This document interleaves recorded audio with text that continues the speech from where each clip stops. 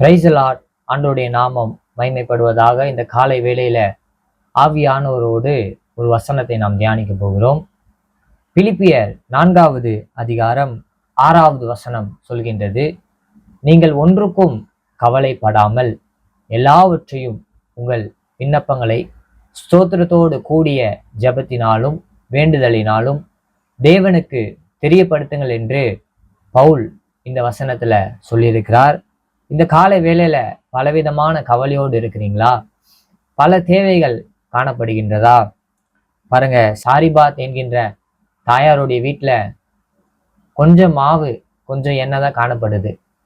அந்த தாயாருக்கு ஒரு கவலை வருதாங்க, நான் என்ன பண்ண போறேன்னு தெரியலையே, கொஞ்சம் மாவு கொஞ்சம் எண்ணெய் தான் இருக்கே, அந்த தாயாருக்கும் அவங்க மகனுக்கும் தான் இருக்கு, சாப்பிட்டு செத்துடலான்னு சொல்லிட்டு ஒரு 2 விறகு பொறுக்க போன தாயாரை பார்த்து ஒரு தீர்க்கதரிசி சொல்றாரு, எலியா என்கின்றதான தீர்க்கதரிசி சொல்றாரு, பயப்படாத என்று அந்த தீர்க்கதரிசி சொல்றாரு.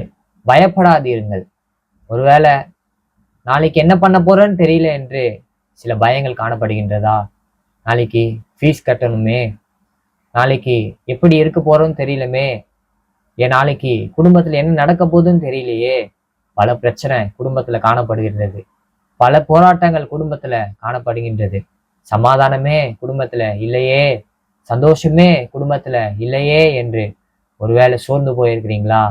இன்னைக்கு கர்த்தர் உங்களை பார்த்து சொல்றாரு, நீங்கள் கவலைப்படாதிருங்கள், கர்த்தர் உங்க கூட இருக்கிறார். நீங்கள் கவலைப்படாதிருங்கள், நீங்கள் பயப்படாதிருங்கள், கவலைப்படாதிருங்கள்.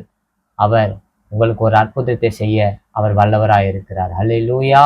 தேவன் உங்களுக்கு ஒரு அற்புதத்தை செய்வார். இந்த நாள், இந்த காலை வேளையில இந்த வசனத்தை பார்க்கிற ஒவ்வொருவரையும் தேவன் தாமே ஆசீர்வதிப்பாராக. நீங்கள் ஒன்றுக்கும் கவலைப்படாமல் எல்லாவற்றையும் உங்கள் ஸ்தோத்திரத்தோடு கூடிய ஜெபத்தினாலும் வேண்டுதலினாலும் தேவனுக்கு தெரியப்படுத்துங்கள். அந்த சாரிபாத் என்கின்ற தாயாருடைய வீட்டுல கவலை உண்டானது. கொஞ்சம் மாவு கொஞ்சம் எண்ணெயில சமைச்சு கொண்டு வந்து தா என்று எலியா சொன்ன பொழுது அந்த வார்த்தைக்கு அந்த தாயார் கீழ்ப்படிந்ததுனால தேசத்துல மழை கட்டளையிடும் நாள் மட்டும் அந்த சாரிபாத் என்கின்றதான விதவை வீட்டுல எண்ணெய் மாவு குறையல, எண்ணெயும் குறையல, மாவும் குறையல. பாருங்க, நிரம்பி வழியத்தக்க ஒரு ஆசீர்வாதத்தை அந்த தாயாருக்கு கர்த்தர் கொடுத்திருந்தார். அவங்க பலவிதமான கவலையினால் நெருக்கப்பட்டிருக்கலாம். நாளைக்கு சாப்பாடுக்கு நான் என்ன பண்ணுவேன் என்கின்றதான ஒரு கவலையினால அவங்க நெருக்கப்பட்டு இருக்கலாம். நெருக்கப்பட்டீங்களா? இன்னைக்கு பல கவலையினால நெருக்கப்பட்டு இருக்கிறீங்களா? தேவன் உங்களுடைய கவலைகளை மாற்ற போகிறார். உங்களுடைய மனசுல பலவிதமான பாரங்கள் காணப்படுகின்றதா?